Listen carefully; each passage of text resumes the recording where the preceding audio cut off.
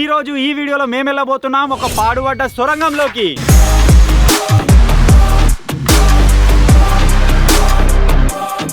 ఆ లొకేషన్కి అయితే రీచ్ అయిపోయాం. నా ఎర్త్ సర్ఫేస్ నుంచి అది ఎంత లేదన్నా ఒక 50 feet లోపలికి అయితే ఉంటుంది. క్లచ్ పెట్ ఎంత లేదన్నా 1 కిలోన్నర ఉంటుంది ఐరన్ అయితే. ఇక్కడ జస్ట్ వాటర్ ఉంది కదా, ఇక్కడ మొత్తం బాగా పోతుంది చిన్నది. అన్న పోతా ఒక్క 2 నిమిషాలు ఇటు సైడ్